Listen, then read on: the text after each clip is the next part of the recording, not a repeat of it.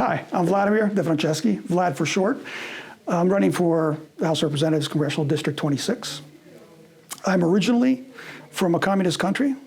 In fact, I'm a two-time escapee from communism, most recently from California. So I've been in Texas since 2020, and now live down 380 in Oak Point very happily. And my life story is that I lived in an actual police state where you were surveilled, where Christianity was repressed, where you could, there's two tiers of justice. We had a centrally planned economy where prices were fake, and of course the government printed money to fund itself, at the end of which, when they couldn't do that anymore, then they went into wars.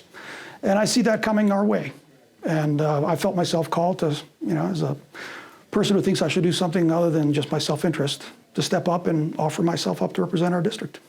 Very good. We have 4 questions from 4 different political groups here nearby. The first question comes from the Wise Republican Party, and it says, what is the purpose of our government in the world, and what, if any, relations should we have with other countries? The purpose of our government, and we're talking about federal government specifically, the one I'm running to be an officer of, is to represent the will of the people, right? We've got God-given rights that belong to us people. We delegate some of those rights to our states, and in our system, those states then, we agreed with our states to delegate them to the federal government.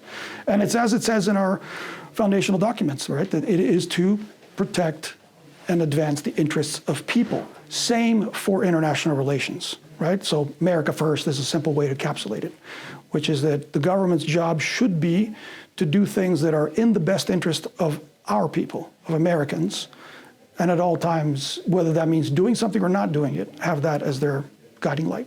All right. Our next question comes from the Southwise Republican Club. Immigration and protecting our national sovereignty are always talking points but never get solved. What would be your solution to creating a merit-based immigration system and protecting our borders?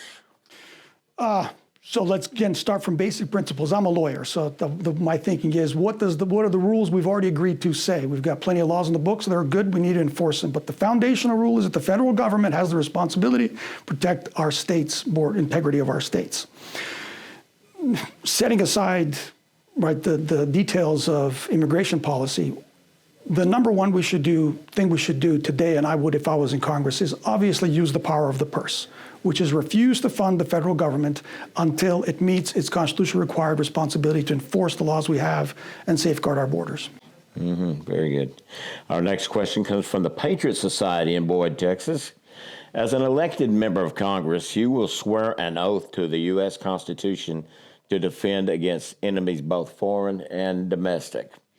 Will you author and support bills to defund the FBI and any other federal agencies weaponized against the American people? And please explain how you might accomplish that.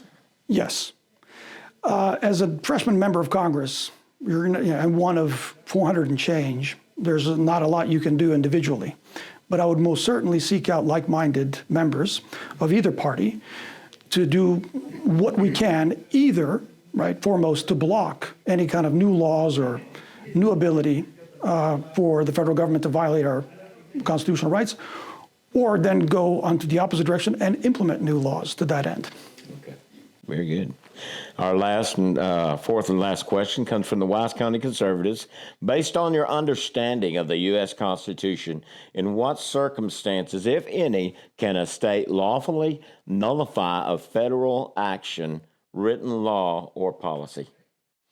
If it is unconstitutional. Now, the method by which you do it, that's go to court, all right? That's the purpose of the Supreme Court, is to resolve disputes and controversies between the states. Now, obviously, we had the recent lawsuit that Texas had filed over election integrity that the court wildly out of nowhere said there's no standing for, which makes no sense because that's the one thing that the Constitution says there is standing for. But certainly we should first and foremost try lawful and legal means. Now, states also have a tremendous amount of leverage because ultimately the federal government, they are, right, the constituent parts of the federal government. And a skillful attorney general like we have can use the legal system to defend state rights against federal overreach.